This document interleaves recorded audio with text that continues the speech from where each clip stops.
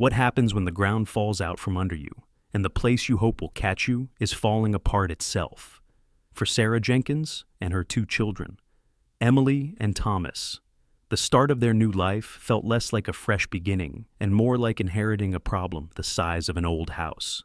We arrived in Oakhaven on a day the sky seemed to weep along with my heart, standing before what the real estate listing had optimistically called the Reed homestead. Charming, they'd said. Full of character.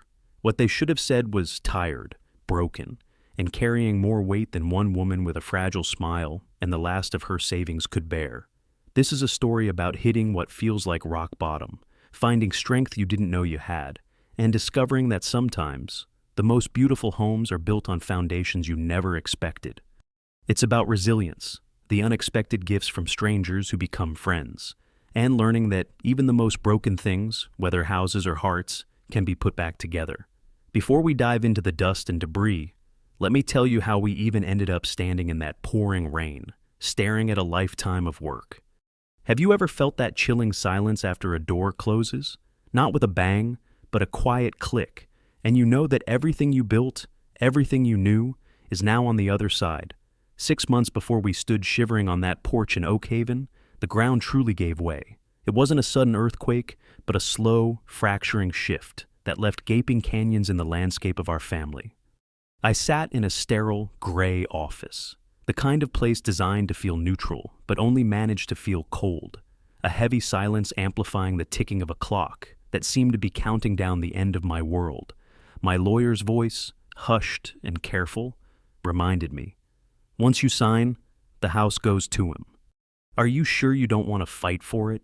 He meant our house, the one where we'd brought Emily and Thomas home from the hospital, the one where height marks were etched into the kitchen door frame, the one that held the ghost of countless laughter and a million mundane, beautiful moments. Fight. The word felt alien, like a language I no longer spoke. My energy was a finite resource, depleted by months of hushed arguments, legal jargon that felt designed to confuse, and the crushing weight of watching my children try to navigate a world suddenly without a center. Fight for the house. It felt like fighting for a photograph after the memory had already faded. What they needed, what we needed, was stability, not a prolonged, bitter war that would drain not only our spirits, but the college funds I had painstakingly built for their futures. No, I remember saying, my voice barely a whisper, yet it felt louder than any shout. I'll figure something out. That something was supposed to be this house, the Reed homestead. It had called to me from a dusty online listing, a property on the edge of Oakhaven, the town where I'd grown up but hadn't visited in 20 years. It was the house that had belonged to Evelyn Reed, my grandmother's dearest friend, a place filled with sun-drenched memories of childhood visits, of lemonade on a wide porch, of the comforting scent of aged wood and baking bread. The price was incredibly low, a desperate measure for a desperate situation. It felt like fate, a sign that even though my carefully constructed life had crumbled, the universe was offering a familiar, safe harbor to rebuild. But as we stood there, the reality of the listing's carefully chosen words, charming, full of character, evaporated like the mist rising from the damp ground. The sagging porch wasn't quaint, it was dangerous. The peeling paint didn't add character, it screamed neglect. This wasn't a charming fixer-upper, it was a wounded animal, bleeding water stains down its walls and groaning under the weight of years of decay. Emily, my sensitive, artistic daughter, who had retreated inward like a turtle since the divorce, wouldn't even look at it. Her headphones were her shield, a physical barrier against a world that had suddenly become too loud, too unpredictable. Thomas, usually a whirlwind of boundless energy and optimism, stood beside me, his small face mirroring my own dawning horror. His earlier excitement about a new adventure had curdled into a visible disappointment that twisted my gut. Well, here we are, I said, forcing a cheerful note into my voice, an old habit from years of trying to keep the peace. The sound echoed in the empty cavernous foyer, highlighting the hollowness I felt inside. Home, sweet home. The air itself felt heavy, thick with the smell of damp rot and something else. Something stagnant and unsettling. It was the smell of a house that had been left to die a slow, lonely death. The real estate photos, I realized with a sick lurch, had been masters of illusion, strategically cropped and filtered to hide the blossoming water stains on the ceiling, which spread like hideous yellowed flowers. Emily stepped inside cautiously, her headphones still firmly in place. A silent protest. "I can't believe you made us move here," she muttered, her voice tight with accusation, before heading straight for the imposing, dark staircase. "I'm finding my room." "Be careful on those stairs," I called after her, my voice edged with a new layer of panic. The inspector had mumbled something about them. Something about them might not be. A sudden, sharp creak and a splintering crash interrupted my thought. "Mom!" Emily screamed. My heart leaped into my throat. I saw her leg disappear up to her knee as the rotten wood of a step gave way. Thomas's eyes widened in pure terror. "Is the house eating her?" he whispered, his voice trembling. I rushed forward, pulling at Emily, splinters catching on her jeans. "Are you okay? Are you hurt?" Relief flooded through me as she pulled her leg free, wobbly but seemingly unharmed, but her face was a mask of fury as she yanked off her earbuds. "This place is a death trap," she yelled, the sound raw and pain-filled. "I hate it here, I hate it." Her words, sharp and unforgiving, felt like another splinter, embedding themselves deep in my already bruised heart. In that moment, standing in the entryway of the house that was supposed to be our salvation, surrounded by dust and decay and the raw pain of my children, I felt utterly, completely adrift. Was this truly the only way? Could I possibly navigate this, when even the ground beneath our feet seemed to be crumbling? It was a question that hung in the air, heavy and unanswered. That first night, the old Reed homestead truly felt like a place designed to underscore just how far we had fallen.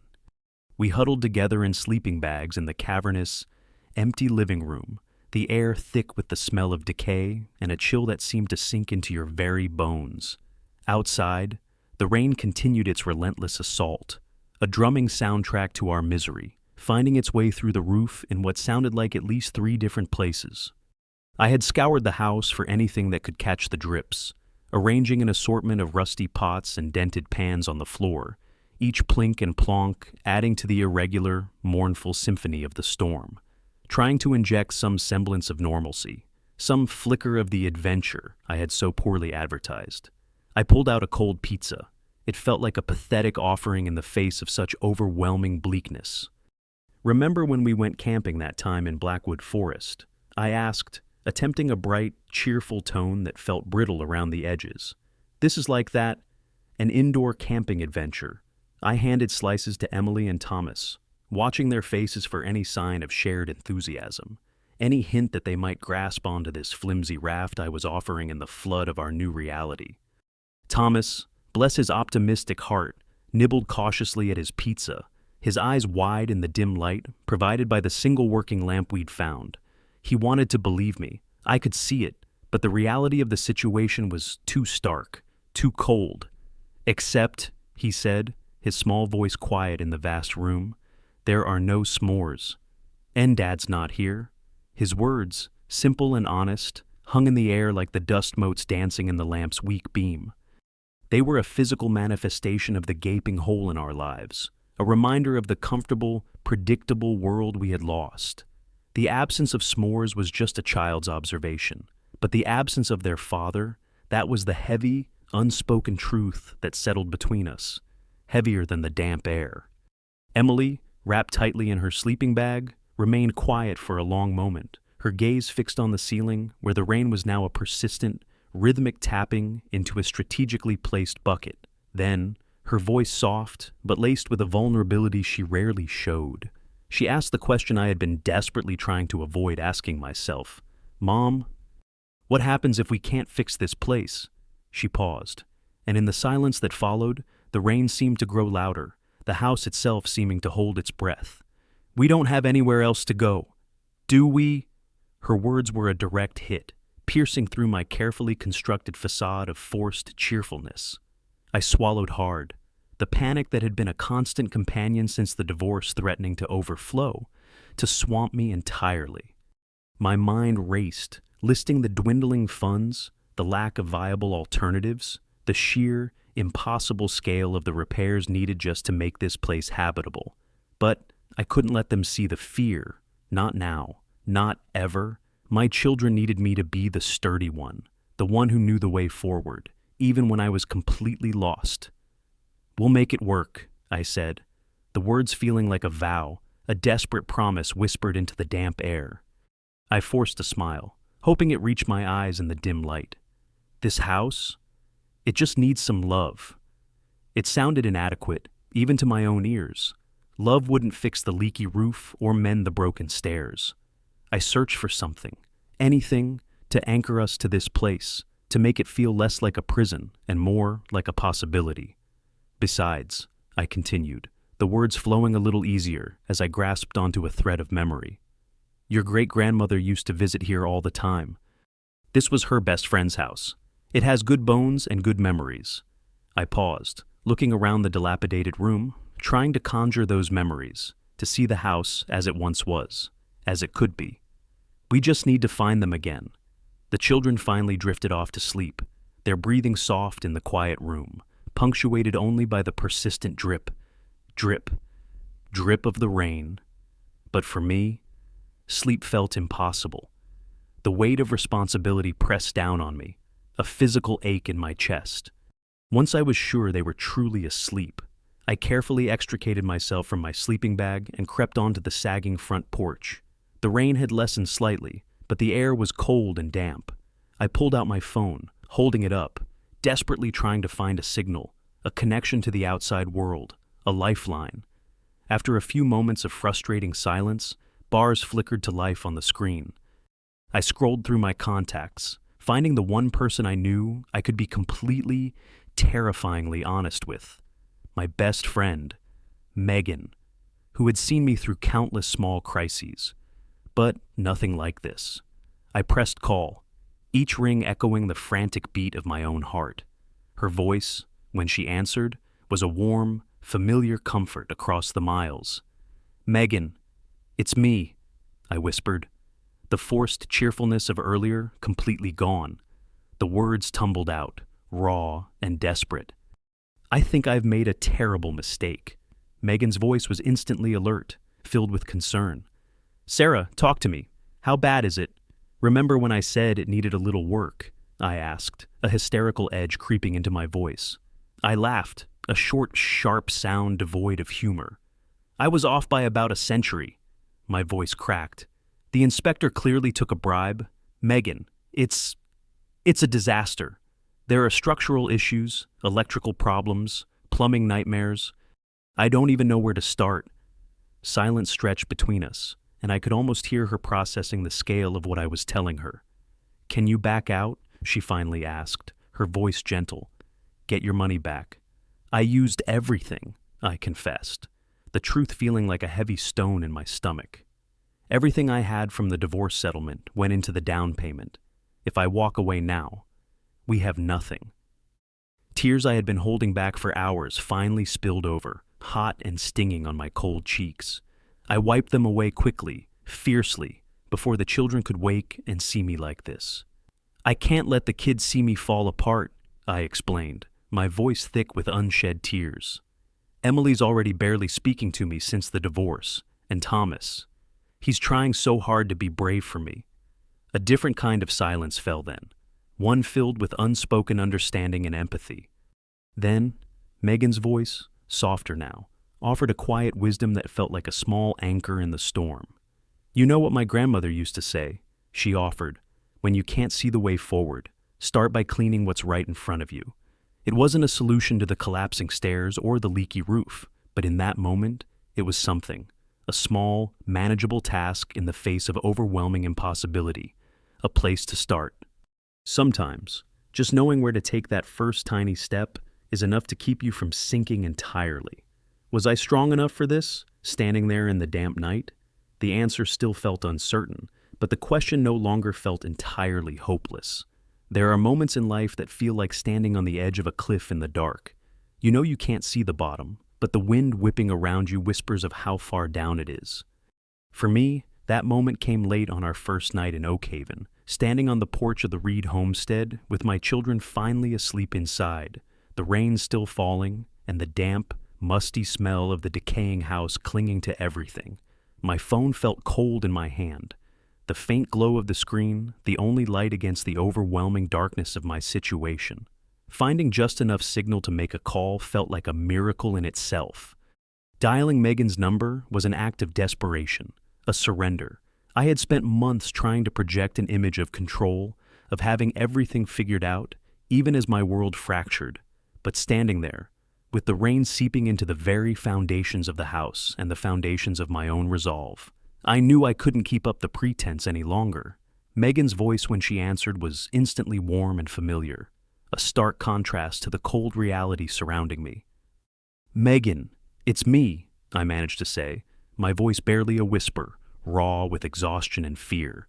"Sarah, talk to me," she responded immediately, her tone shifting from casual greeting to urgent concern. "How bad is it? How bad was it?" The question seemed almost comical in its understatement. "Remember when I said it needed a little work?" I started, a shaky laugh escaping me.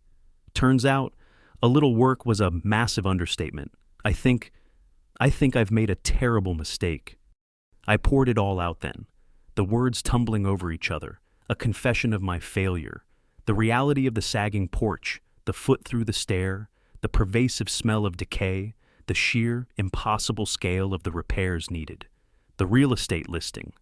"It was a lie," I said, my voice thick with emotion, the carefully constructed dam of my composure beginning to crack. Charming, full of character Megan. It's neglected and on the verge of collapse. Megan listened patiently, quietly, letting me articulate the full scope of the disaster. Her silence wasn't judgmental, but attentive, a space for me to finally voice the fears that had been suffocating me. "The inspector clearly took a bribe," I continued, the frustration boiling up now. "There are structural issues, electrical problems, plumbing disasters. I don't even know where to start. It's worse than anything I could have imagined." My voice cracked on the last word, the full weight of the situation pressing down on me. "Can you back out?" Megan asked gently. "Get your money back." That was the kicker, the trap I had willingly walked into in my desperate search for a solution. "I used everything," I admitted, the words a heavy weight in my mouth. "Everything I had from the divorce settlement, the down payment. It wiped me out. If I walk away now, Megan, we have nothing, absolutely nothing."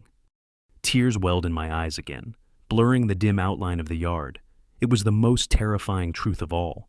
We were tied to this collapsing structure, with no safety net. I swiped angrily at the tears, hating my own weakness.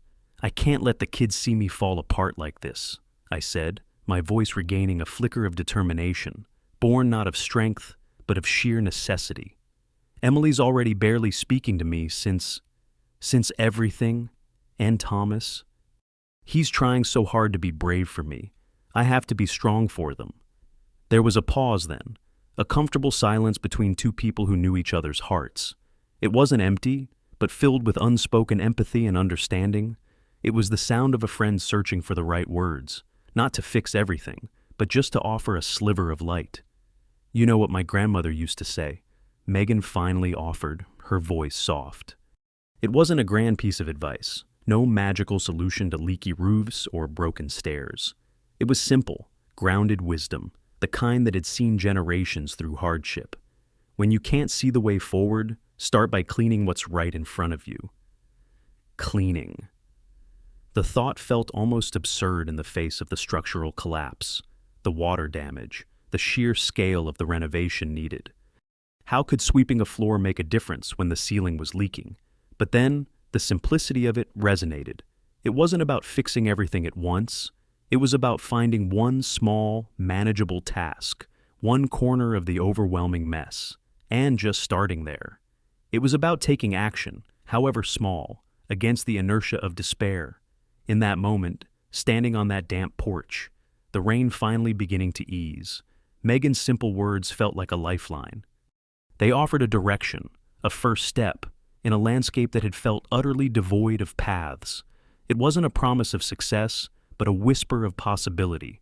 Could, asking for help, even just the implicit help of a listening ear and a simple piece of advice, be the first brick laid in the long road to rebuilding. Perhaps, and perhaps, just starting with cleaning what's right in front of me was the only way to begin to see the way forward. Sometimes, the smallest act of taking control can feel like a rebellion against the chaos. Megan's simple advice, start by cleaning what's right in front of you, had lodged itself in my mind, a tiny seed of possibility in the barren landscape of my despair.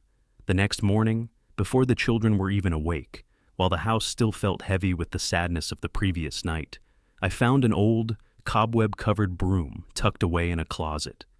It felt absurd, wielding this ancient tool against the monumental task before me, but I started sweeping the kitchen floor anyway.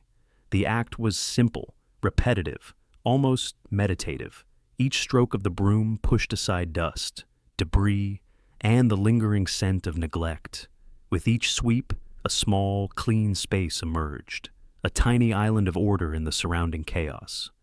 By the time Emily and Thomas stumbled downstairs, blinking in the weak morning light filtering through the grimy windows, I had cleared enough space for our camping stove. "Pancakes," I announced, the word ringing with a determined cheerfulness that felt slightly more genuine than the night before. I flipped a pancake with a flourish, ignoring the grease stains on the ancient stove and the still leaking spot in the corner. "And," I added, a small victory coloring my tone, "I have good news. The water's been turned on." This was true, thanks to a call I'd made to the town's utility department. And while the water heater is questionable, I admitted, earning a small, hesitant smile from Thomas, we have a functioning bathroom, sort of. Thomas approached the promise of pancakes cautiously, his recent disappointment still shadowing his face. Are we really going to live here, Mom?" he asked, the question soft and uncertain. I nodded, looking him directly in the eye, pouring all the conviction I could muster into my voice. "We are, and we're going to make it amazing." It was a bold statement, perhaps foolishly optimistic given the state of the house, but saying it aloud felt like planting a flag, a declaration of intent. "After breakfast," I continued, outlining the next small step, "we're going to make a plan." Emily poked at her pancake with her fork, her expression guarded. "I have a plan," she muttered without looking up. "Call Dad and tell him this was a mistake." The familiar tension immediately stiffened my shoulders. This was the raw nerve, the unhealed wound. "Your father has moved on, Emily," I said, trying to keep my voice even, devoid of the hurt I still felt. "He and Diane are starting their new life, and we're starting ours." Emily's head snapped up, her eyes flashing with pain and anger. "We didn't ask for a new life," she shouted, the words sharp and accusatory. "You and Dad ruined everything, and now you've dragged us to this dump." Her words felt like a physical blow, sucking the air from my lungs. I felt my carefully constructed control beginning to slip, the raw emotions of the past months threatening to spill over. "Emily, I am doing the best I can," I retorted, my voice rising despite myself. "Do you think this is what I planned? Do you think I wanted any of this?" The argument hung in the air, heavy and suffocating, the unresolved pain of our fractured family filling the space between us. The silence that followed was thick with unspoken recrimination and hurt, broken only by Thomas's small voice. He wasn't looking at us, but peering out the grimy kitchen window towards the overgrown backyard. "Mom, is that a treehouse out back?" Grateful for the distraction, for any shift in the conversation away from the painful present, I turned to follow his gaze, and sure enough, nestled in the massive branches of an ancient oak tree, stood the weathered remains of what had once been a child's hideaway. It was listing slightly, its wood faded and worn, but undeniably, it was a treehouse. "I think it is," I said, a small, genuine smile finally touching my lips. It was a moment of unexpected discovery, a tiny spark of wonder in the midst of the decay. "Want to check it out after breakfast?" Thomas nodded eagerly, his earlier disappointment momentarily forgotten, replaced by a child's natural curiosity and sense of adventure.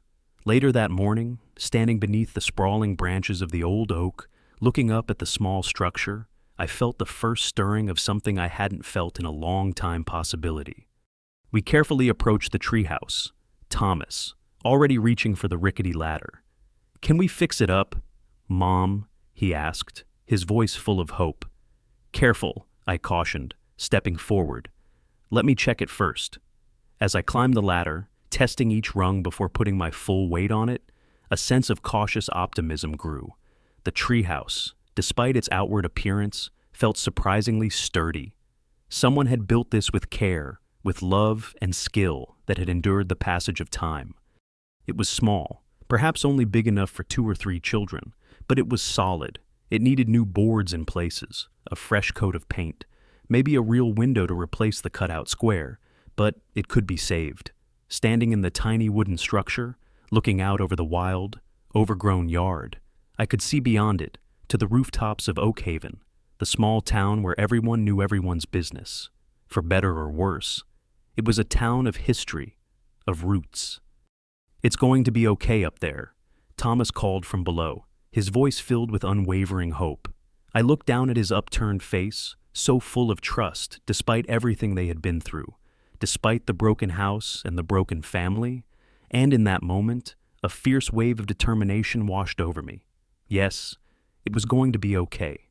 This treehouse, this small, sturdy structure, felt like a promise that even when things seemed broken, they could be repaired. Maybe, just maybe, we could build something new here, starting with this small corner of the yard, stepping onto the porch of the Reed homestead that next morning, even just to sweep away the debris from the storm, felt like a small act of defiance. It was a single, deliberate step in a journey that stretched out before me, daunting and unclear. Megan's advice had given me that initial push, but sweeping could only do so much. The house needed more than just a broom. It needed expertise, skill, and resources I didn't possess. It needed professional help. Making the call to a local contractor felt like another step into the unknown. I got his number from George Davis down at the town hardware and supply, who, with a knowing look, told me Michael Rodriguez was the best in Oakhaven. Best usually meant expensive, but at this point, I couldn't afford not to get a clear picture of what we were up against. "I've been told you're the best contractor in town," I said when he answered, trying to sound confident, capable. "I have a project, well, more like 100 projects. It's the old Reed homestead." There was a low whistle on the other end of the line. "The Reed homestead. That's been empty for years. What kind of shape is it in?" I hesitated, then decided honesty was the only way. "Let's just say we're currently using umbrellas indoors." The slight hysterical edge to my laugh was unavoidable. Michael didn't laugh, but his voice was calm. "I can come by tomorrow morning to take a look," he offered. "But I should warn you, I'm booked with projects for the next few months. I might be able to give you some advice, maybe help with the most urgent issues, but a full renovation. Anything would help at this point," I admitted, the desperation creeping into my voice. "We'll see you tomorrow." He was younger than I had expected when he arrived, with kind, thoughtful eyes and hands that looked strong and capable. He walked through the house, his expression serious but unreadable. I braced myself for the shock I was sure he must be feeling, but his face remained composed, a quiet professionalism masking any surprise.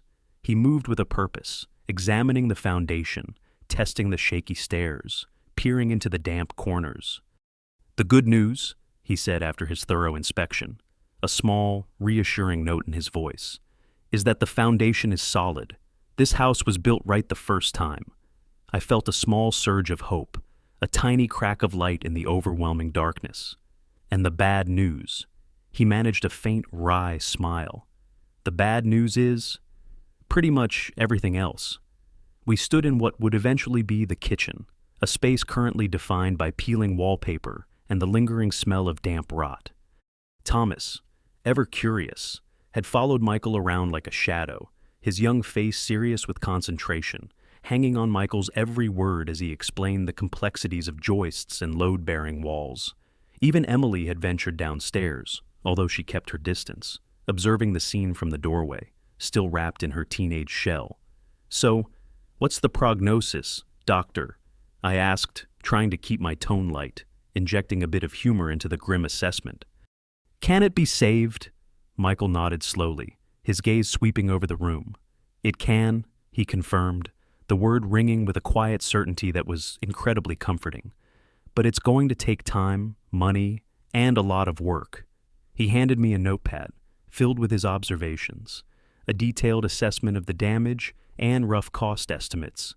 My eyes scanned the numbers, and I felt my breath catch in my throat. The bottom line was staggering, a number far larger than the meager amount I had left. My face must have betrayed my shock, because Michael quickly added, "I've broken it down by priority. The roof has to come first. There's no point doing anything else until that's fixed." He explained the necessity of addressing the structural issues before tackling the cosmetic ones. The logic clear and undeniable, even if the cost felt impossible. "I can help you source materials," he offered. "Maybe even get some discounts through my connections." "And your labor costs?" I asked hesitantly, the most daunting number of all looming in my mind. Michael glanced at Thomas, who was now pretending not to listen, intently examining a loose floorboard nearby. "I could work weekends," he suggested, a thoughtful look on his face. "Teach you some basics so you can do some simpler stuff yourself. That would cut down significantly on cost." A wave of relief, so potent it made my knees weak, washed over me. It wasn't a full solution, not by a long shot, but it was a partnership, a shared burden. This stranger, this capable man, was offering not just his expertise, but his willingness to help me help myself. "That would be incredible," I said, my voice thick with gratitude. "Thank you." He simply nodded, his expression understanding. In the vastness of the task before me, in the face of the overwhelming cost and the daunting amount of work, this offer felt like a hand reaching out to pull me from the edge. This house had felt like a symbol of everything that was broken in my life, a constant reminder of the failure of my marriage and the uncertainty of our future. But standing there with Michael, listening to his calm, expert assessment and his unexpected offer of help, a new feeling began to stir. Could this stranger be the unexpected ally they needed? Could this house, despite its brokenness, become a place of building, not just of wood and plaster, but of resilience, community, and a new kind of family? The path ahead was still long and difficult, but for the first time since arriving in Oakhaven, it didn't feel entirely impossible. Just as Michael's assessment had given us a clearer, albeit daunting, picture of the house's physical state, an unexpected discovery offered a glimpse into its heart, and, perhaps, our own. While Michael was measuring the roof for materials, and I was still reeling from the estimated costs, Emily, who had been quietly exploring upstairs, called out, "Mom, Michael, come up here, you need to see this." Her voice, usually flat or sharp with teenage angst, held a note of genuine excitement that made both Michael and me exchange surprised glances before heading up the still precarious staircase. We found her in what was to be her bedroom, carefully, meticulously peeling away layers of faded, floral wallpaper. Dust motes danced in the shafts of light filtering through the dirty window, illuminating her focused expression. "Look what I found underneath," she said, stepping back to reveal a section of plaster wall. And there they were, not just scribbles, but intricate, detailed pencil sketches drawn directly onto the plaster decades ago. Beautiful drawings of Oakhaven as it had looked long ago, the old town square, the storefronts, the surrounding hills. Alongside them were notes and dates, fragments of a life lived within these walls. One section showed the very house we stood in, labeled Home Sweet Home, 1945. We were silent for a moment, taking in the unexpected artistry. "These are amazing," I breathed, stepping closer, my fingers tracing the faint pencil lines. It felt like touching a ghost, a connection to the people who had loved this house before us. "There's a signature," Emily pointed out, her voice still holding that note of quiet wonder. "Evelyn W." Michael nodded. "Evelyn Wilson, the original owner," he confirmed. "She was quite the local character from what I've heard." "My grandmother used to talk about her," I said, a forgotten memory surfacing. "She's still alive, my grandmother's best friend." The real estate agent had mentioned she'd moved to a smaller place in town a few years back. It was part of what had drawn me to this house, that faint thread of connection to my family's past. But Emily wasn't focused on the past owners or family history. She was captivated by the art itself. "These are really good," she murmured, stepping closer again. She was talented. It was the most enthusiasm she had shown about anything since we'd arrived in Oakhaven. The art seemed to have bypassed her defenses, speaking directly to the creative spirit that had been dormant since the divorce. We should preserve these, I decided immediately. This wasn't just old wallpaper, it was part of the house's story, and maybe, just maybe, part of ours now too. When we redo this room, we'll leave this wall as is. Emily looked at me, a flicker of surprise and something else, approval, in her eyes. Could discovering these hidden drawings be a way for her to start seeing this house not just as a symbol of loss, but as a place of unexpected treasures? Later that afternoon, while Michael was still outside measuring the roof, a car pulled up to the house. A small, elderly woman, her white hair perfectly coiffed, made her way carefully up the broken path to the front door. Even from a distance, there was an air of quiet dignity about her. As she reached the porch, I recognized her from faded photographs. "Mrs. Reed?" I asked, opening the door before she could even knock. Her eyes, sharp and kind, crinkled at the corners. "Sarah Jenkins, look at you, all grown up." She smiled warmly. I'd recognize those eyes anywhere, just like your grandmother Margaret's. I stepped forward to help her navigate the sagging porch steps. "Please come in, though I should warn you, the house is in rough shape. Mrs. Reed waved away my concern with a dismissive hand. "I know exactly what shape it's in, dear. I couldn't take care of it properly these last few years. Walter, that was my husband. He always handled the maintenance. After he passed, things just started to fall apart."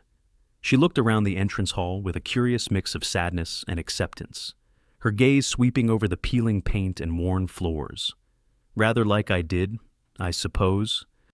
We settled into the living room, where I had arranged the few folding chairs we currently owned. "I heard you'd bought the place," she continued, her voice gentle. "People talk in small towns, you know. When I heard it was Margaret's granddaughter, well, I had to come see for myself." She fixed me with a knowing look that felt both disarming and deeply understanding. "You're running from something, aren't you? Just like your grandmother did when she first came to town." I was taken aback. I had never thought of my grandmother as someone who ran from anything. I didn't know Grandma was running from anything. Mrs. Reed smiled softly. "Oh, yes. Margaret arrived here in 1952 with a broken engagement behind her and not much else. She thought she'd failed at life.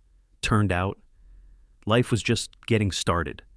She patted my hand, her touch surprisingly strong. "This house has seen its share of new beginnings." Just then, Emily appeared in the doorway, hovering uncertainly. "And who might this young lady be, Mrs.?" Reed asked, her eyes lighting up. "This is my daughter, Emily," I introduced them. "Emily, this is Mrs. Reed. She's the one who drew those pictures upstairs." "Mrs.?"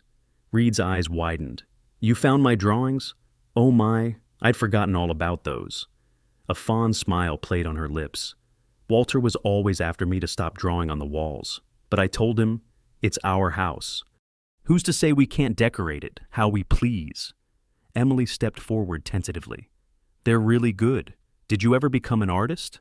"In my own small way," Mrs. Reed replied, her gaze gentle as she studied Emily. "I illustrated children's books for years. Nothing famous, mind you, but it brought me joy." She seemed to see something in Emily that I, in my own pain, had missed. "You have an artist's eyes, I can tell." "Do you draw?" Emily shifted uncomfortably, pulling a strand of hair across her face. "I used to, not much anymore." Mrs. Reed nodded thoughtfully. Well, creative wells run dry sometimes. They fill back up when you're ready." She turned back to me, her expression shifting to one of purpose. "Now, I didn't just come to reminisce. I've brought you something." She reached into her large handbag and pulled out a worn, leather-bound book. "The House Diary," she explained, handing it to me. "Walter and I, we recorded everything about this house. When we replaced the water heater, what color we painted each room, where we planted bulbs in the garden. I thought it might help you." I accepted the book with a sense of reverence. It was more than just a record of repairs. It was a tangible piece of the house's history, a guide left by the people who had loved it before. Thank you. This is invaluable. You'll find your grandmother in there too, Mrs. Reed added with a twinkle in her eye. She helped us plant the rose garden in '63, and there was the summer of '67 when a tree branch crashed through the upstairs window during a storm, and your grandfather helped Walter repair it. The connections to my own family deepened, weaving me into the fabric of this house's story in ways I hadn't anticipated. She rose then, with some difficulty, signaling her visit was coming to an end. I should be going, but I'll be back to check on your progress. She looked around the room one last time, her expression soft. This old house deserves people who love it back to life. As I walked her to the door, she paused on the porch, looking out at the town. It gets better, whatever you're healing from. The cracks don't disappear, but they become part of your story. Her words resonated deeply, a profound truth spoken gently. After she left, I opened the house diary, finding entries dating back to 1935, the year the house was built. It was indeed a treasure trove of information, where the water main was located, which windows tended to leak, the composition of the original plaster walls. It was a practical guide, yes, but also a narrative of a house's life, of the people who had cared for it. Uncovering these hidden drawings, receiving this diary, meeting Mrs. Reed. It felt like the house was slowly revealing itself to us, sharing its history, inviting us to become part of its ongoing story. And in Emily's reaction to the drawings, I saw a flicker of hope, a sense that perhaps, for her too, this house could become a place where things that were lost could be found again. Maybe she could uncover not just hidden art, but a part of herself she thought was gone. In the quiet hours after that long, emotionally draining first day, after the children were finally asleep in their makeshift beds, I found myself staring at the screen of my laptop. The house diary from Mrs. Reed lay open beside it, a tangible link to the past, a reminder that this old place had a history of standing through storms, both literal and metaphorical. But the problems I faced were immediate, pressing, and demanded a different kind of action. We needed a roof, repaired stairs, functioning plumbing, the basics. And for that, we needed resources. My meager savings, the last remnants of my old life, wouldn't be enough to cover the extensive repairs Michael had outlined. Doubt, a constant unwelcome guest, whispered in my ear. Had I been a fool to think I could do this? Was this just another impossible task I had burdened myself and my children with, on impulse, perhaps born of sheer exhaustion or a desperate need for connection beyond the quiet support of Megan and the unexpected kindness of a contractor and an elderly former owner? I opened Instagram. I wasn't a prolific social media user, but I had seen how people documented their lives, their projects, their transformations online.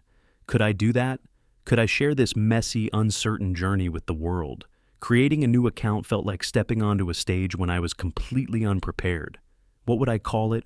The Reed Homestead Revival, I typed, the name feeling hopeful, aspirational, perhaps even a little audacious given the current state of things. For the first post, I scrolled through the few photos I had taken that day. Most were grim, shots of peeling paint, a gaping hole in the floor, the sad collection of pans catching drips. But then I found one I had taken just before the light faded, a picture of the house exterior at sunset. In the golden light, the flaws were softened, the peeling paint given a warm glow, and the old bones of the house seemed to stand a little taller, hinting at the potential hidden beneath the decay. I chose that one. It felt like the truth, but filtered through a lens of hope. Now, the caption. What could I possibly say that would capture the reality of our situation, the fear, the exhaustion, the overwhelming task, while still conveying a sense of purpose? Of a new beginning, I typed, then deleted, typed again. I didn't want pity, but I couldn't pretend this was easy. Finally, I settled on something that felt honest, vulnerable, but also determined.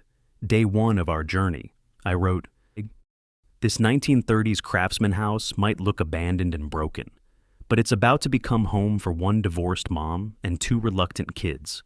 I paused, Considering whether to add the next part, the part that felt the most raw, I took a deep breath and added it. Follow along as we renovate this house, and maybe ourselves in the process. Hitting post felt terrifying. I was exposing our vulnerability, our mess, our uncertainty to a world of strangers. What would people say? Would they be critical, judgmental, or worse, indifferent? It was a leap of faith, a small act of bravery born of the realization that I couldn't do this alone, that maybe, just maybe, there was support to be found in unexpected places. I closed my laptop after that, not wanting to dwell on the potential reactions. Tomorrow, we would begin the physical work of tearing away the damaged parts of the house, making room for what would come next. It felt terrifying, overwhelming, and yet, in a strange way, exactly right. By putting our story out there, however small the platform, I was acknowledging the reality of our situation while simultaneously declaring our intention to overcome it. And maybe, just maybe, sharing the mess could make the burden feel a little lighter. It was a subtle form of reaching out, a whisper into the digital void, hoping to find an echo of understanding, a flicker of connection in the shared human experience of trying to build something new from the pieces of what was broken. Just as we were beginning to find a rhythm, a tentative sense of purpose in the dust and chaos of renovation, the universe seemed to decide we were getting too comfortable. 3 weeks into the project, the Reed homestead was less a house and more a construction zone, a skeleton of wood and plaster exposed to the elements. Michael and his small weekend crew had begun the roof repairs, a methodical, slow process of replacing the rotted sections. Inside, Emily, Thomas, and I had thrown ourselves into the manual labor, tearing out damaged drywall, pulling up warped flooring, creating mountains of debris that filled a rented dumpster. The physical work was exhausting, but it was also therapeutic.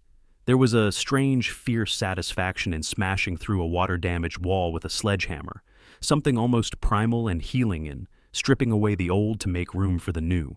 My muscles ached in ways they never had during my graphic design career in Metro City. But it was a good ache, evidence of hard work, of tangible progress.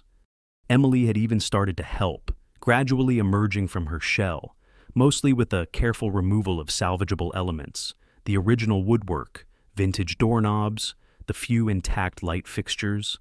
It was slow work, requiring patience and a gentle touch, and I saw a flicker of her old attention to detail return. Thomas, meanwhile, had become Michael's unofficial apprentice, following him everywhere, soaking up construction knowledge like a sponge, his face serious with concentration as he watched Michael measure and cut wood. Our little Instagram account, and the Reed Homestead revival, had even gained a modest following, mostly friends and former colleagues from our old life, but also a surprising number of renovation enthusiasts and curious locals from Oakhaven who offered advice and encouragement. I found myself looking forward to documenting our progress each evening, capturing the small victories, uncovering the original kitchen tiles, finding an intact stained glass window hidden behind a bookcase. It felt good to share the positive steps, to focus on what we were building rather than what we had lost. But today, all that progress felt fragile, precarious.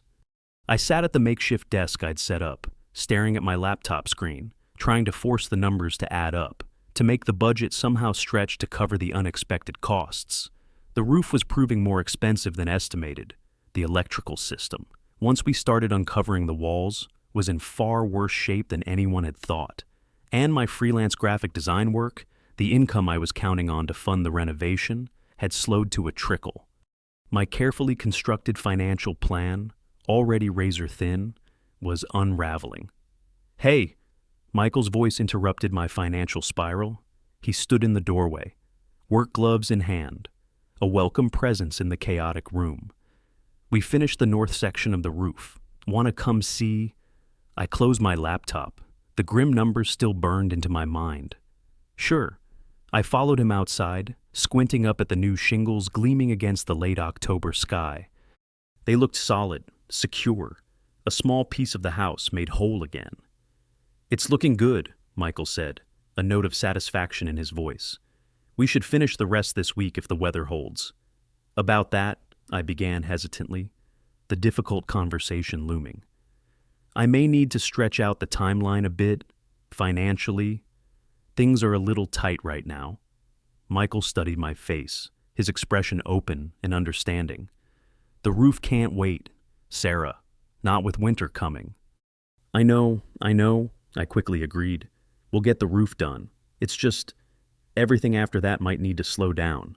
I sighed, the weight of the financial burden heavy on my shoulders. I thought I'd have more design projects by now, but it's taking time to rebuild my client base here in Oakhaven. What kind of design do you do? He asked.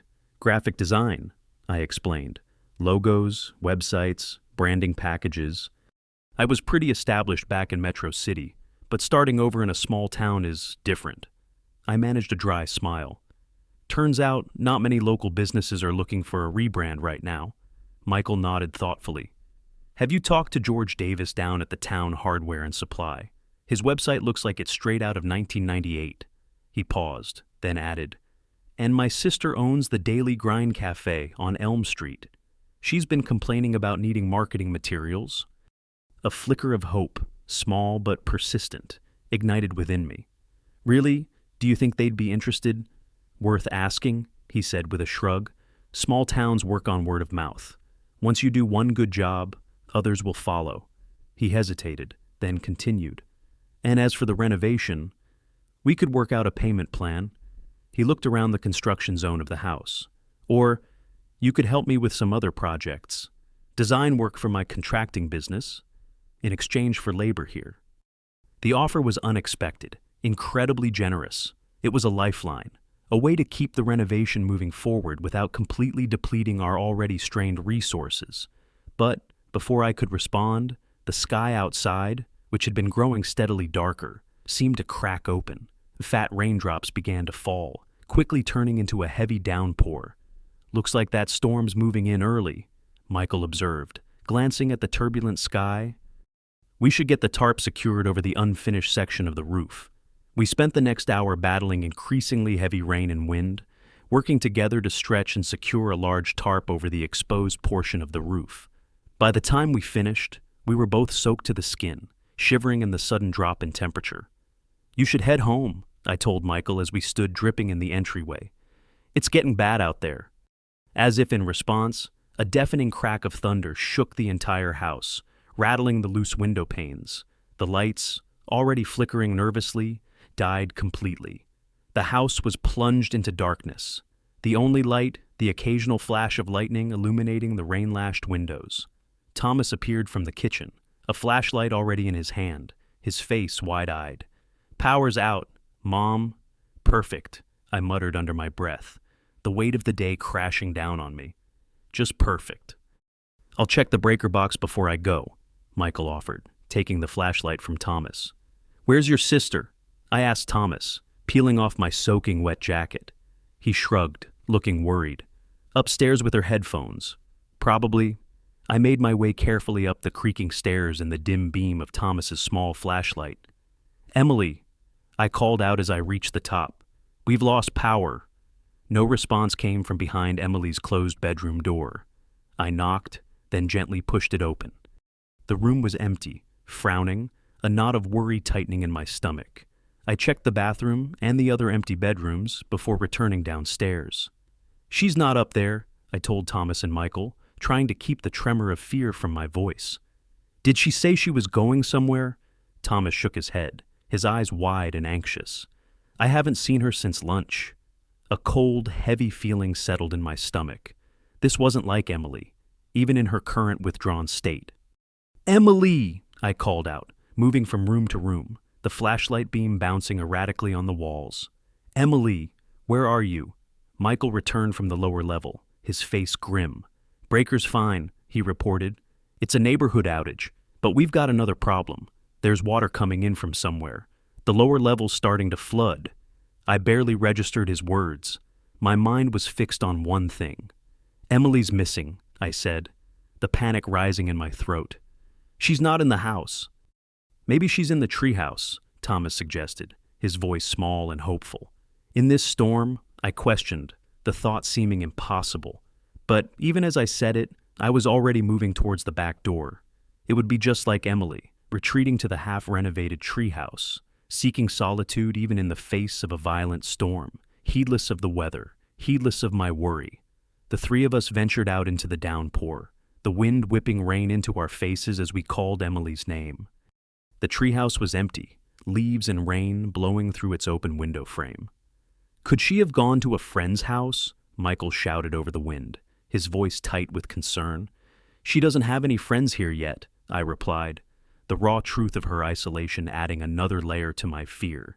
"She's made that abundantly clear." We retreated back inside, soaked and shivering, the storm raging around the vulnerable house. I grabbed my phone, finding the battery dangerously low. "I'm calling the police," I said, my hand trembling as I unlocked the screen.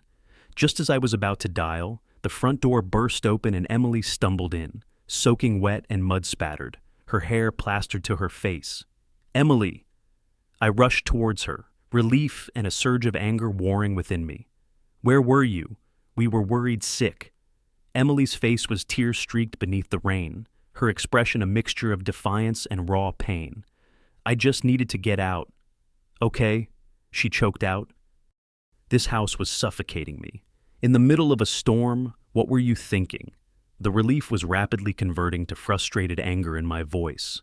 "I was at the library," she said, pulling away from my reach. "I just lost track of time. And then it started raining, and my phone died." She looked at me, her eyes blazing. "Stop treating me like I'm a child." "You are 14, Emily," I retorted, my own voice rising. "You are a child, and you can't just disappear without telling anyone where you're going. Like you told us before you decided to move us to this dump," she screamed, the years of bottled-up pain and resentment erupting like the storm outside. "Like you told us before you and Dad decided to get divorced." Her voice cracked, thick with tears. "You make all these decisions that ruin our lives, and then act like I'm the irresponsible one." Her accusation landed like a slap, stunning me into silence. It stung all the more, because a part of me, a small, terrified part, feared she was right. Had I been so caught up in my own pain, in my own desperate need to find a solution, that I hadn't truly considered the impact of these massive changes on their lives? "Emily, that's not fair to your mom," Michael interjected gently, stepping forward. "Stay out of it," Emily snapped, turning her fury on him. "You're not part of this family." "Emily Taylor," I admonished, using her full name, a signal of how serious this was. "Apologize right now." "Why should I?" she challenged, tears streaming down her face. "It's the truth. He's just some guy you hired who probably feels sorry for us." She stormed past us towards the stairs, her body rigid with anger and hurt.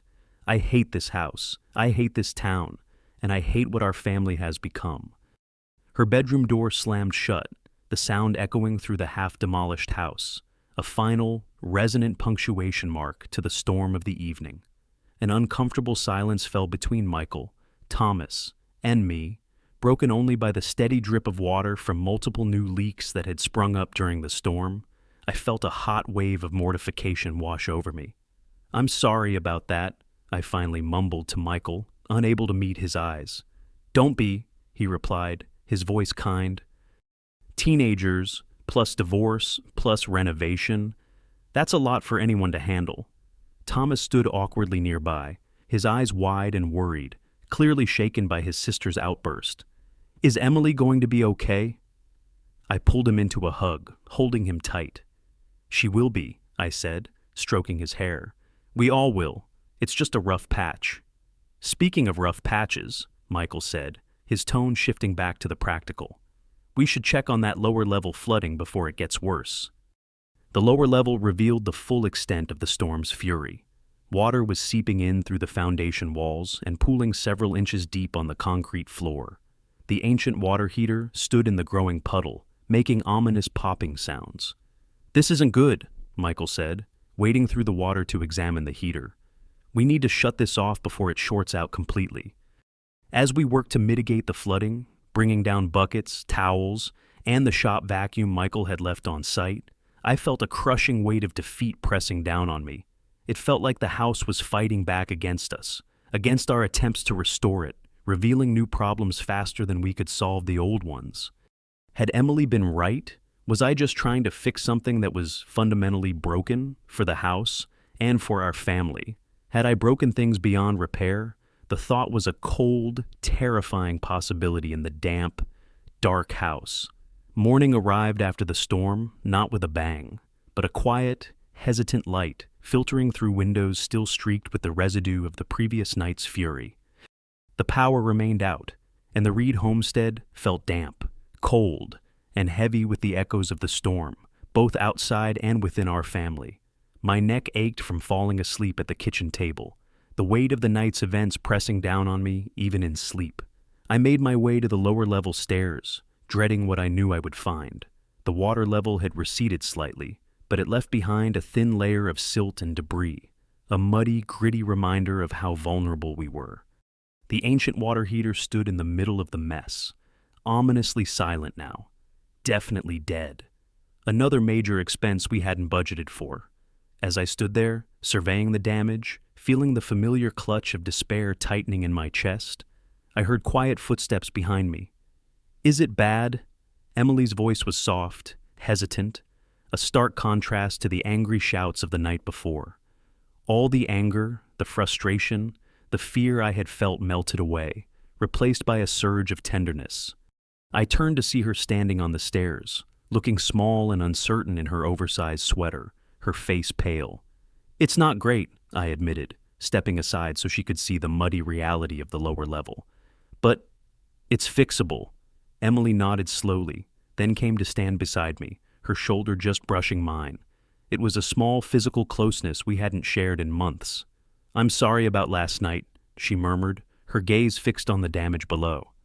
"I shouldn't have said those things." I put an arm around her shoulders, surprised and relieved when she didn't pull away.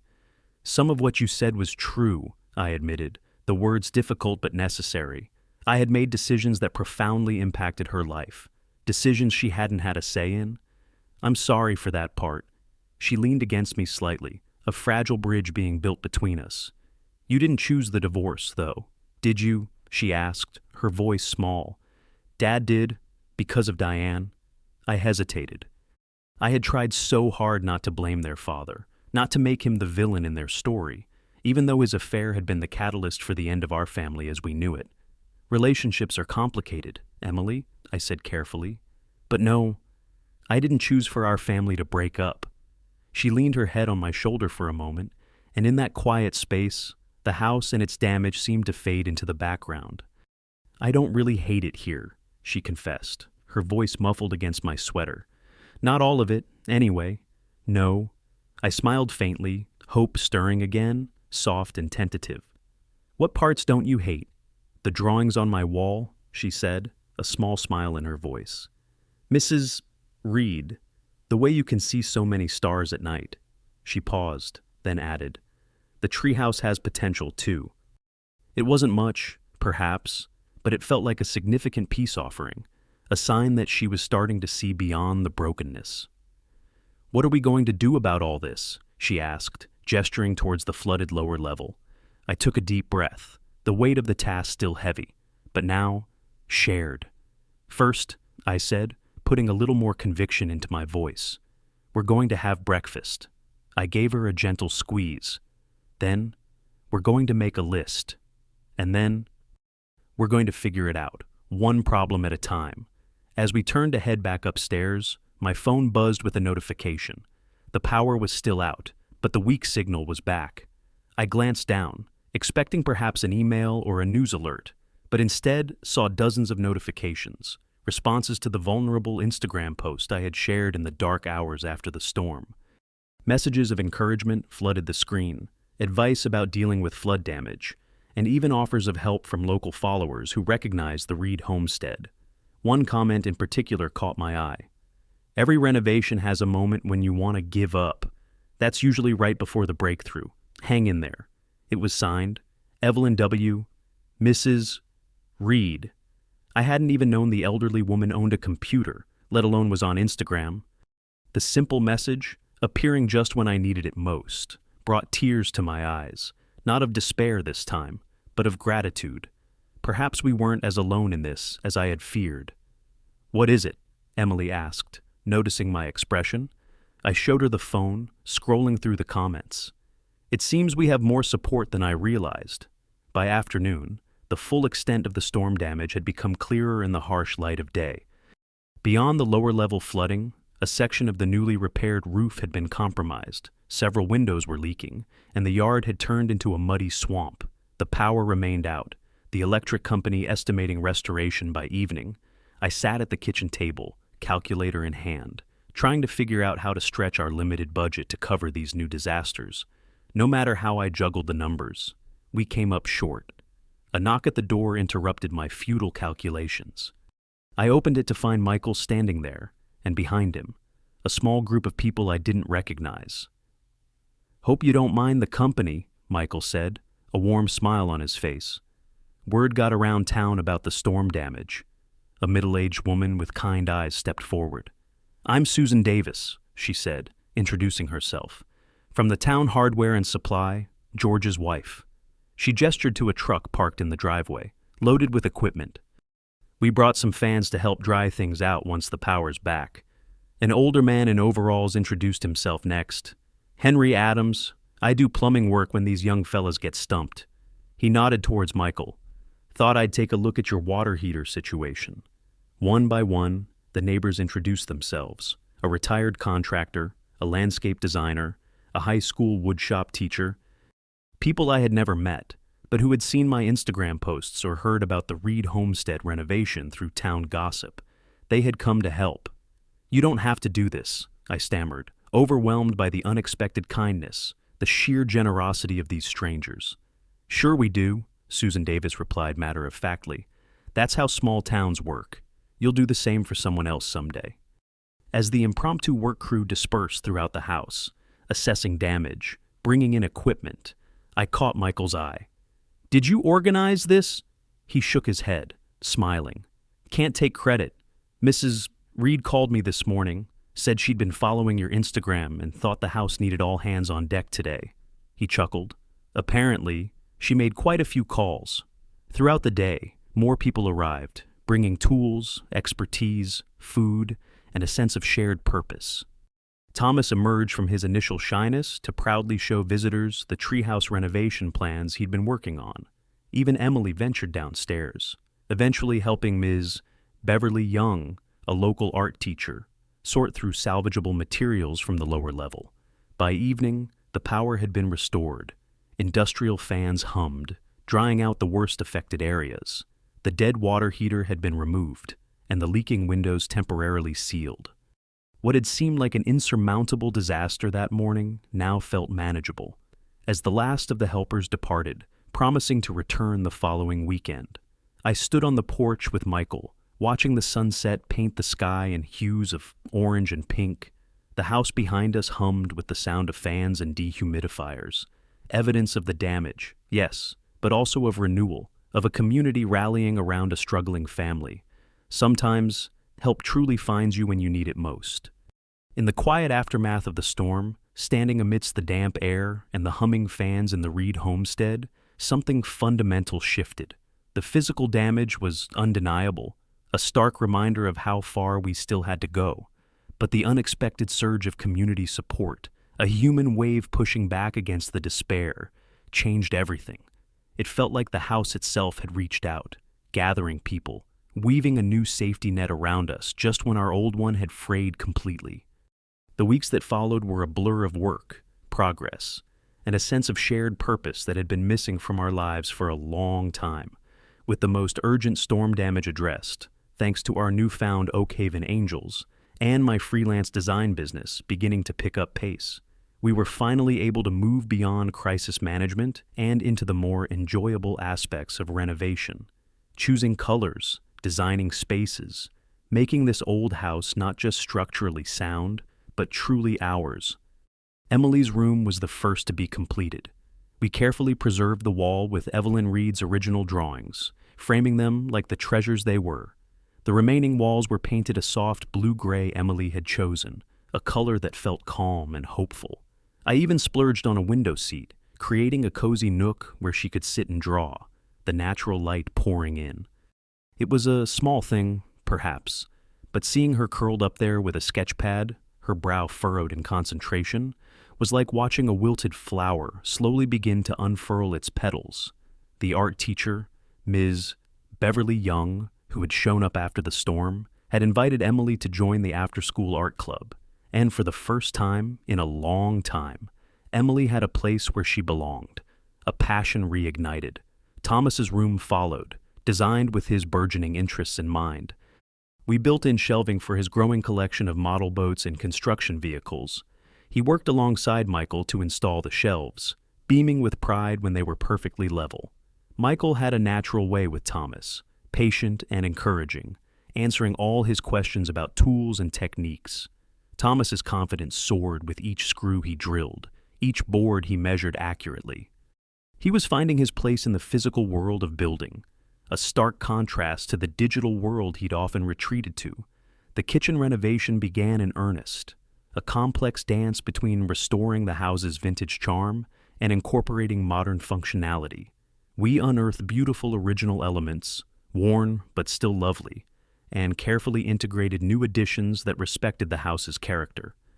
It was a process of honoring the past while building for the future, a theme that echoed in every corner of our lives. Throughout it all, our social media documentation continued. Our little Instagram account, Ask the Reed Homestead Revival, wasn't just a record of repairs anymore. It had become a narrative of transformation, followed by people who connected with the honest portrayal of both successes and setbacks. I started receiving messages from other single mothers, people navigating their own renovations, and locals sharing memories of the Reed homestead in its heyday. It was a community forming, brick by digital brick. One evening, as November turned the air crisp and the last of the autumn leaves clung stubbornly to the old oak tree, I found myself sitting on the newly restored front porch with Michael, reviewing plans for the dining room. The sagging wood was gone, replaced by sturdy new boards, painted a welcoming color. It felt surreal, sitting there, comfortable and stable, on a porch that had felt dangerous just weeks before. "I think we're actually ahead of schedule," I remarked, the realization surprising me. "At this rate, we might have the major renovations done by Christmas." Michael nodded, looking out at the darkening yard. "The community help has made a huge difference," he agreed. "Plus, you and the kids have learned fast. You're doing work now that I would have had to charge you for 2 months ago." "It's been good for all of us," I agreed, looking through the window at the warm light spilling from the kitchen. Thomas was likely up in the treehouse, now sturdy and dry, sketching out new design ideas. Emily sat at the kitchen table, sketch pad open before her. Thomas's confidence has soared, and Emily... I paused, watching her for a moment. Emily's finding herself again. "And what about you?" Michael asked quietly, turning to face me. "Are you finding yourself too—" I considered the question. It wasn't one I had consciously asked myself. I had been so focused on the children, on the house, on just getting through each day. "I think," I said, a faint smile touching my lips, "I'm finding a new self, someone stronger than I knew I could be." I looked at my hands, calloused and paint-stained. "Turns out I'm pretty good with a power drill. Among other things," Michael added, his gaze steady. "Your design business is taking off. You've managed this renovation like a pro, and somehow you've kept it all together through storms, both literal and metaphorical." "Not by myself," I pointed out, looking from the sturdy porch to the warm light of the house, then back at Michael. "I've had help. The kids, the community, Mrs. Reed." I hesitated, then met his eyes. "You..." Our eyes met, and in that quiet moment on the porch, I felt a flutter of something I hadn't experienced in a very long time. Possibility, not just for the house, but for myself. It was a fragile, hopeful feeling, like the first tender shoots of spring pushing through frozen ground. Michael cleared his throat, breaking the moment. Speaking of the community," he said, his voice back to its practical tone, though a faint blush had risen on his cheeks. "The Winter Lights Festival is coming up next month. It's another town tradition." He described the decorated houses on Elm Street, the parade, the hot chocolate. "I was wondering," he hesitated, "if you and the kids might want to go with me." My heart suddenly raced. "Like a date?" I asked. the words out before I could stop them. Like a family outing, he clarified, his eyes twinkling. But yes, also like a date. If that's something you might be interested in. Before I could respond, Emily pushed open the front door, her face brighter than I had seen it in months. Mom, Mrs. Reed is on the phone. She wants to know if we're still planning to host Thanksgiving here, or if it's too much with the renovation. I had almost forgotten about that impulsive offer, made during the impromptu backyard dinner after the storm. A pang of panic shot through me. The dining room wasn't finished, but looking at Emily's hopeful face, hearing the warmth in her voice when she mentioned Mrs. Reed, seeing the progress we had made, not just on the house, but within our family, I knew the answer. Tell her yes, I decided. We're still on. The dining room isn't finished, but we'll make it work. As Emily disappeared back inside, I turned to Michael, a wide smile on my face. The Winter Lights Festival sounds wonderful, I said. We'd love to go with you. His smile warmed me more than the porch's new space heater. It's a date then, he said. A family date. The phrase lingered in my mind long after Michael had gone home. Family date. Was that what we were becoming? A family of sorts, not in the way I had planned, not the traditional picture, but something new, something resilient, something built from the ground up in the face of loss. I thought of how Thomas looked up to Michael, how Emily was beginning to share her artwork with him, seeking his opinion. I thought of the easy way he fit into our lives, bringing not just construction knowledge, but patience, humor, and stability when we needed it most. It was too soon to put a label on whatever was developing between us. But like the house itself, our relationship had good bones, a solid foundation on which something beautiful might be built, given time and care. Perhaps the Reed homestead wasn't just being renovated, it was restoring us, guiding us towards a new definition of home and family. And as the light faded, casting long shadows across the porch, I felt a quiet sense of anticipation for the future. What broken places in your own life are waiting for the light to shine through? The weeks leading up to Thanksgiving flew by, a blur of painting, sanding, and the satisfying click of finishing touches falling into place. The dining room became the heart of our efforts, a space large enough to welcome the 15 guests I had impulsively invited. We restored the original wainscoting, painted the walls a warm sage green, and refinished the massive oak table that had come with the house. Michael and I working side by side in the evenings, our conversation flowing as easily as the Danish oil we rubbed into the wood. Emily created artwork for the walls, carefully framed selections of Evelyn's original drawings displayed alongside her own new pieces. Thomas built a centerpiece from salvaged wood, a miniature version of the Reed homestead that held candles for the table. Thanksgiving morning dawned clear and crisp, the Reed homestead humming with a warmth it hadn't held in years. The kitchen, while still a work in progress, was functional enough for the pies Emily and I baked together. A tradition resurrected. Thomas, with surprising seriousness, set the dining table with mismatched vintage china we'd collected. By noon, the house was filled with delicious aromas and the first sounds of arrival. Mrs. Reed came early, bearing an heirloom platter and her grandmother's weathered cookbook, explaining it belonged with the house. Michael arrived with his sister and her family. Neighbors and new friends followed. The Davis family from the hardware store, Henry Adams the plumber, Ms. Beverly Young, the art teacher, and many more faces that had shown up after the storm. The dining room filled with laughter and conversation, the table crowded but cozy, the house itself seeming to expand to embrace us all. Before we ate, I stood at the head of the table, tears welling in my eyes at the sight before me. This collection of people who had become so important to us in such a short time. A few months ago, I began, my voice thick with emotion. When we first arrived at this house, I wasn't sure we'd ever feel at home here. The renovation seemed impossible, and starting over felt overwhelming. I looked at my children, then at Michael, and finally at Mrs. Reed. But you all showed us that impossible just means you haven't found the right help yet. I raised my glass. To new beginnings, to old houses with good bones, and to the people who help us rebuild when life tears down our walls. Here, here, echoed around the table. Later, as pie was being served, Mrs. Reed beckoned me into the living room. "I have something else for you," she said, placing a small velvet pouch in my hand. Inside was an antique brass key. "The original key to the front door," she explained. "Walter had it made into a necklace for me. I'd like you to have it now." She closed my fingers around the key. "The house has chosen you. This house needed a family that understood what it means to be broken and repaired, a family that could appreciate its scars and imperfections." Tears streamed down my face. "Thank you for everything," I managed to say. "Your friendship has meant so much to us." "Mrs. Reed smiled. "Margaret would be proud of you. She always said you had grit." She glanced toward the dining room where Michael was helping Thomas serve pie. "And she would approve of that young man. He has good eyes, honest eyes." As the last guest departed, Michael and I stood on the porch, watching the sunset. "It was a perfect day," I said softly. "I didn't know I could feel this content again." Michael squeezed my hand. "You've created something special here, Sarah, not just the renovation, but a home, a community." "We created it," I corrected him.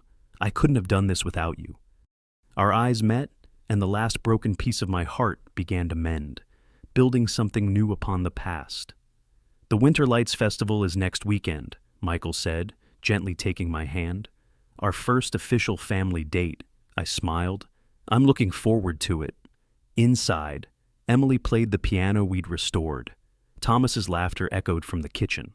Through the new stained glass window Michael made for above the door, the fading sunlight cast jewel-toned patterns on the floor. It wasn't just a renovation, it was a restoration. The house, us, transformed. Broken doesn't mean beyond repair. Sometimes, the most beautiful transformations begin with the courage to tear down what isn't working and start fresh. What in your life needs renovation? What walls are you afraid to tear down? What foundation are you building your future upon? Share your thoughts in the comments below. If you've enjoyed this story, please like this video and subscribe to our channel for more stories of rebuilding and beginning again. Until next time, remember that home isn't just where you live.